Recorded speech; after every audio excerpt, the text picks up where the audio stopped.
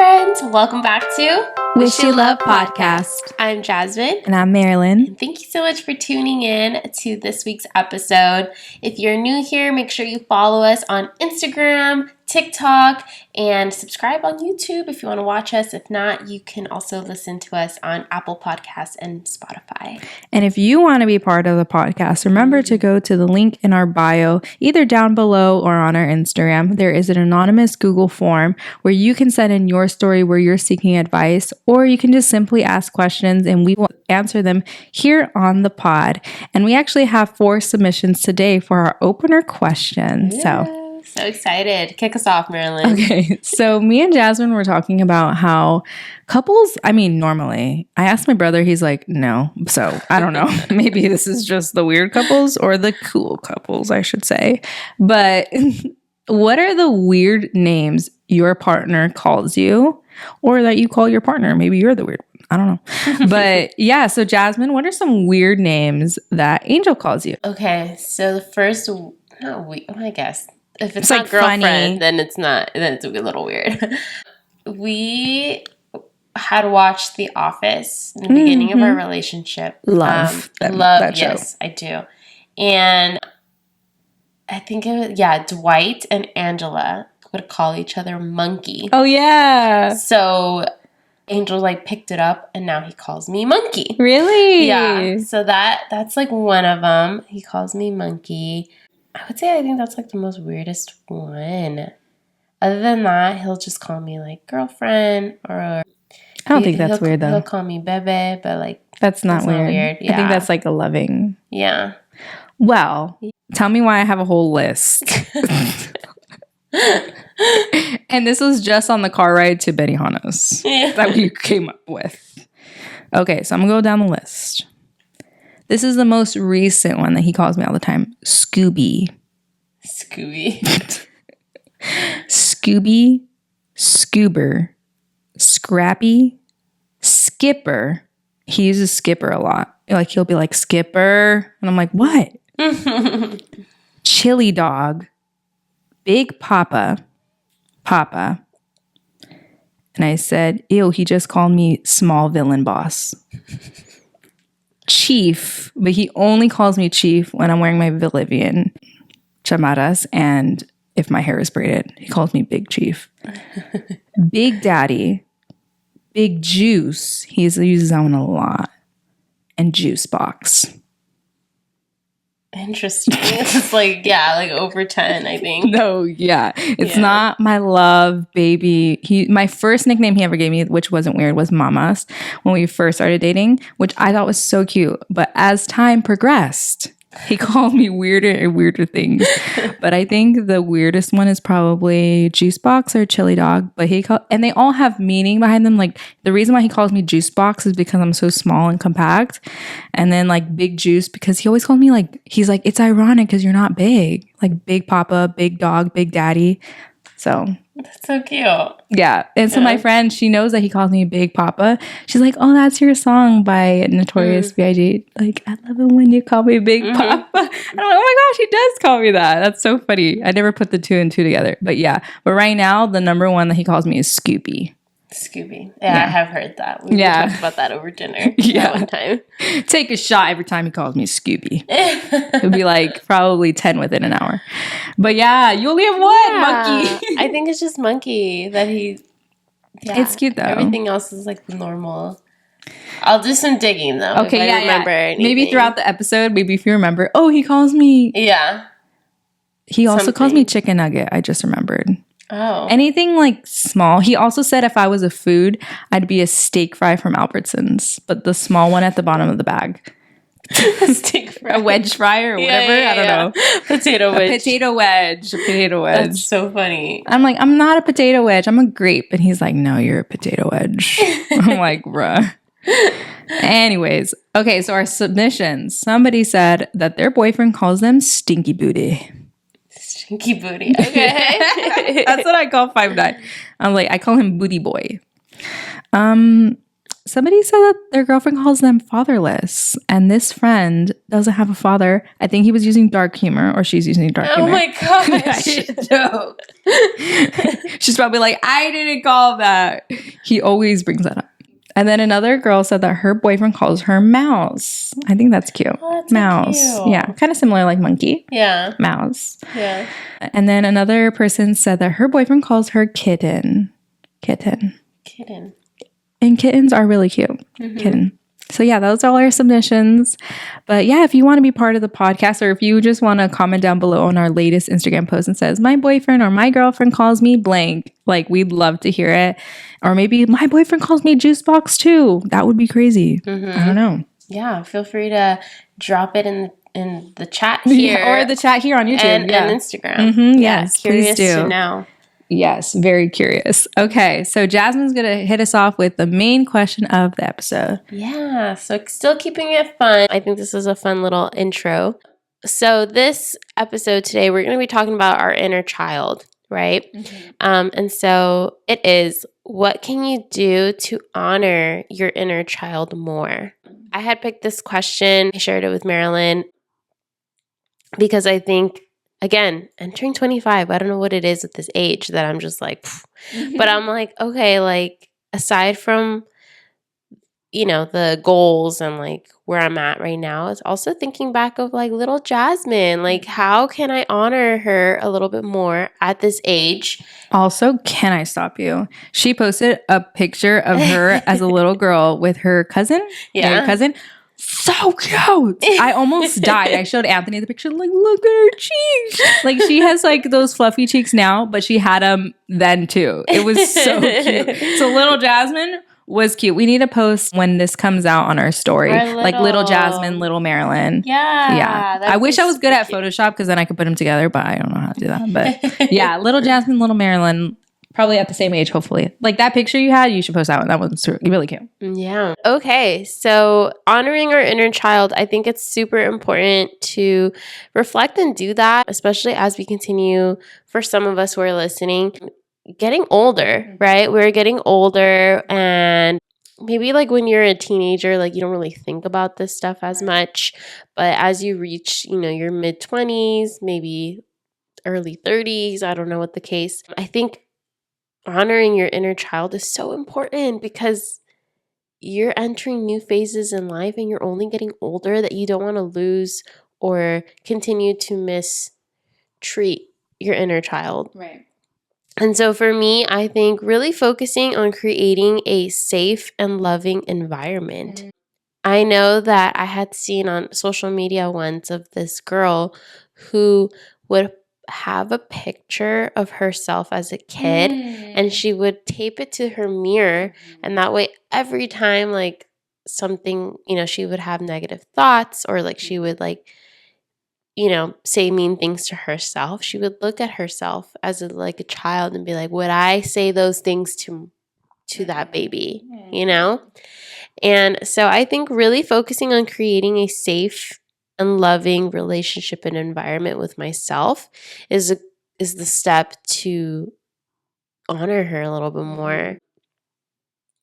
I think I've shared this on the podcast before, and I don't think it's like new, but I don't really have the confidence and the love for myself. And so now thinking like, okay, like I think I have to, I'm not honoring little Jazmine that way, because I know that little Jazmine loved life and loved, wearing things and like experimenting and stuff. And so me just downgrading myself at this age is like, I'm not honoring her and I'm not loving her, giving her the place that she would want to. And I think I need to change that. I need to do better. And I also specifically want to like work on doing this more, because as you guys know, I'm also looking into my future of raising a child and bringing new forms of life and making a family and getting married. And it's just like, holy crap, like all of my decisions that I make now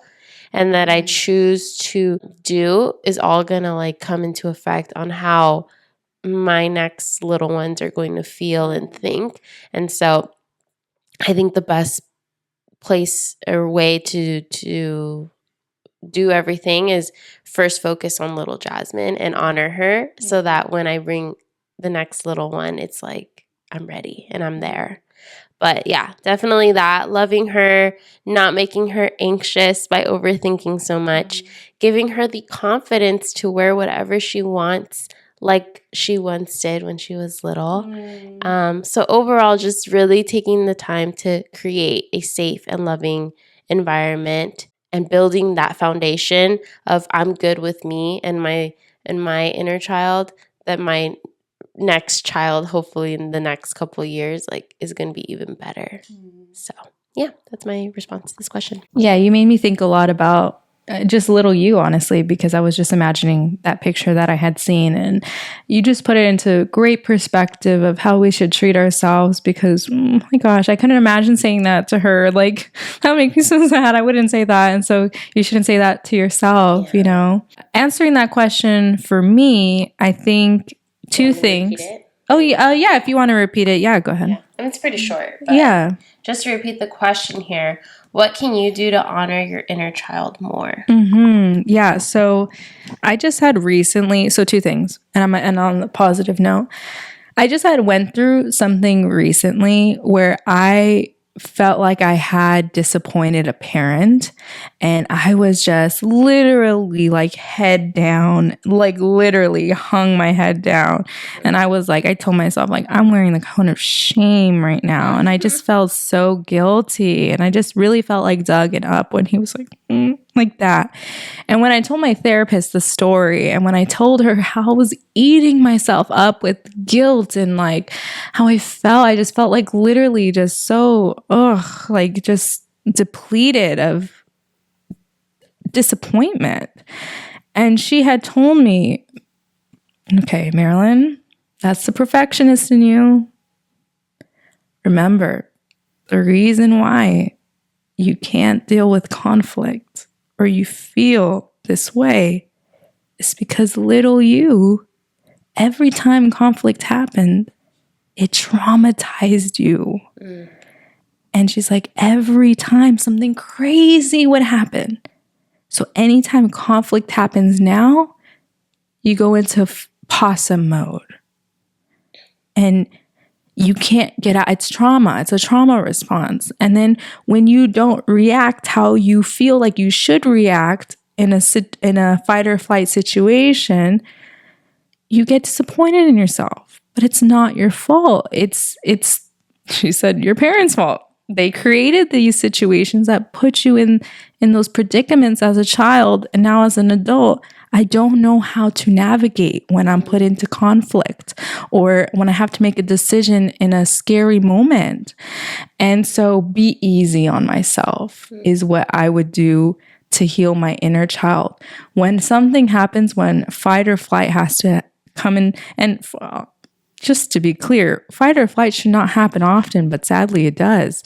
And when it comes into those situations and I feel that head hanging moment, and by the way, my parent was not disappointed in me. They weren't mad at me. They didn't try to make me feel guilty. It wasn't on them. It was how I felt about myself, just to put that disclaimer.